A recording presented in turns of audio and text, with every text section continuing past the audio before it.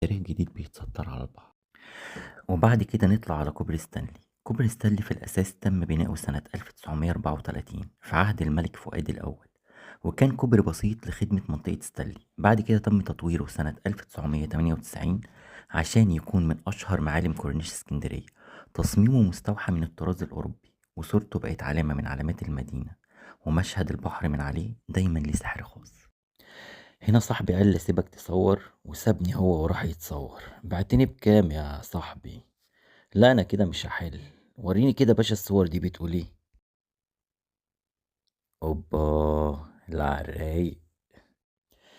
بعد كده بنرجع من حيث اتينا، ناخد طريقنا من على كوبري ستانلي على الطريق التاني للكورنيش، عشان نعدي على حاجات تانية ما عديناش عليها.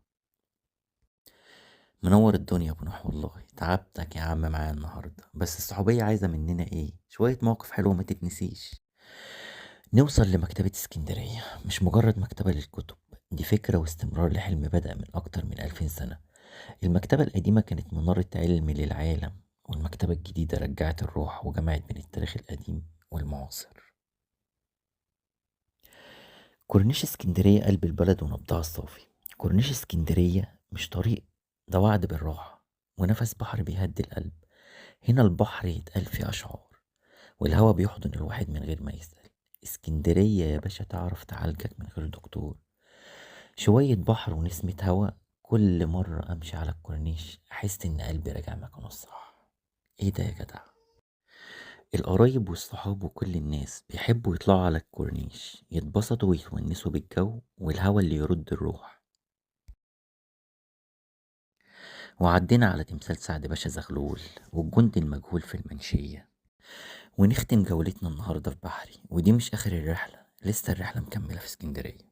هنا على شمالنا قهوة فاروق، واحنا وداخلين على بحري تحس اسكندرية بتضحك. بحري دي أقدم روح في اسكندرية. استنى يا عم محمد مرسي أبو العباس، في بحري المراكب مش خشب ودهان، دي حكايات ماشية على المية، وروح الرجالة بتصحى من الفجر وتضحك للبحر. وطبعا ما ينفعش تيجي بحري من غير ما تاكل آيس كريم من عند الصعيدي، حاجة جامدة قوي وهتعجبكم بجد. ما تتفضلوا معانا، أكيد الطعم هيبقى أحلى في وجودكم. قلت بقى عزيم واروق عليه، ما لازم يعرف ان انا صارف ومكلف.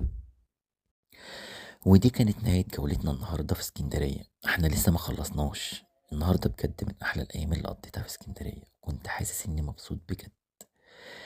لو الفيديو عجبكم ما تنسوش المتابعة عشان